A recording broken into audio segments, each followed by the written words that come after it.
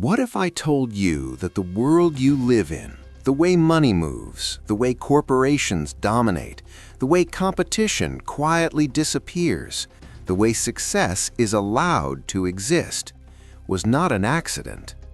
What if the modern economic system wasn't designed to be fair, but to be efficient for a very small group? And what if one man more than any other helped perfect that system? You've heard his name before. You were taught that he was a businessman, a philanthropist, a robber baron, or a genius, depending on who's telling the story. But what if John D. Rockefeller didn't just build a company? What if he built the operating system of modern capitalism? A system so deeply embedded in your life that even rebelling against it still feeds it. This is not a story about oil. This is not a story about wealth. This is a story about power without visibility. And once you understand how it was built, you'll never look at competition, corporations, or freedom the same way again. Before Rockefeller, capitalism was chaotic.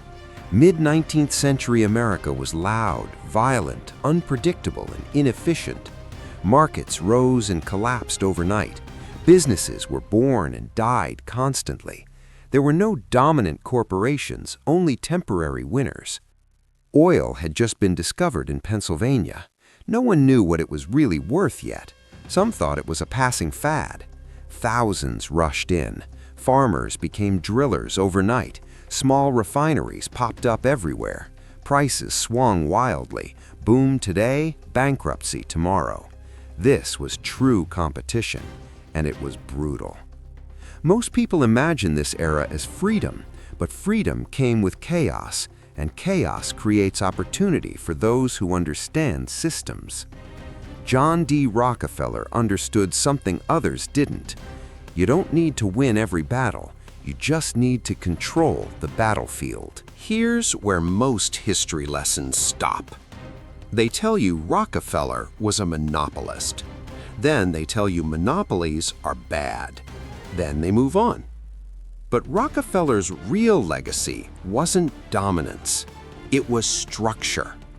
He pioneered holding companies, vertical integration, horizontal consolidation, corporate secrecy, and lobby-friendly complexity.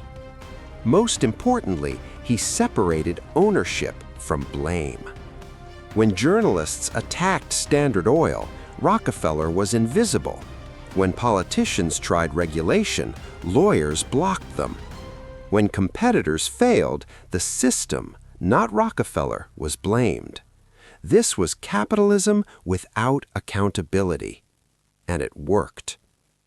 By the early 1900s, something changed. The public noticed.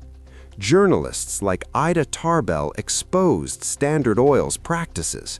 The word monopoly became toxic. The government stepped in. In 1911, the U.S. Supreme Court broke up Standard Oil into 34 separate companies. Many people believe this was Rockefeller's defeat. It wasn't. Because here's the twist. Rockefeller owned shares in all 34 companies. When they became independent, their stock values skyrocketed.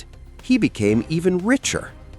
The system didn't die, it multiplied. After the breakup, Rockefeller retreated from public life, but his influence didn't disappear. Standard Oil fragments became Exxon, Mobil, Chevron, and more. These companies shaped global politics, wars, and energy dependence. Meanwhile, Rockefeller's philanthropy reshaped education and medicine. Universities, foundations, think tanks. The same system logic applied. Centralize funding, standardize thinking, control direction without appearing to rule. Power without visibility. Antitrust laws were passed.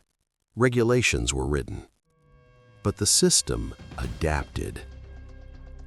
Corporations learned to appear competitive while coordinating silently.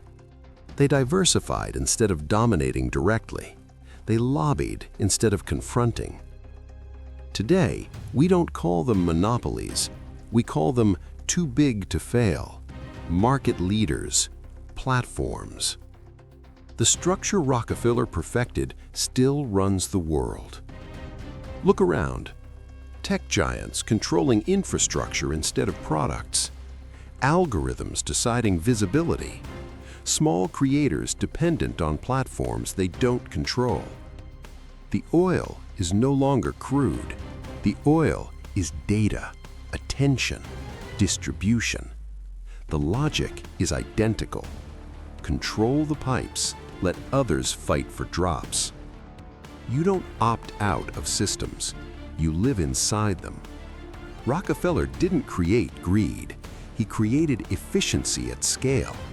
And efficiency always concentrates power.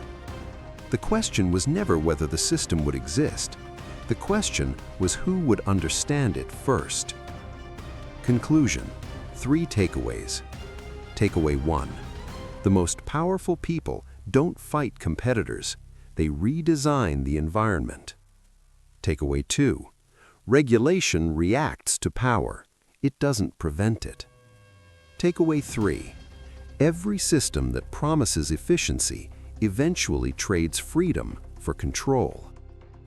John D. Rockefeller is gone, but his system is alive.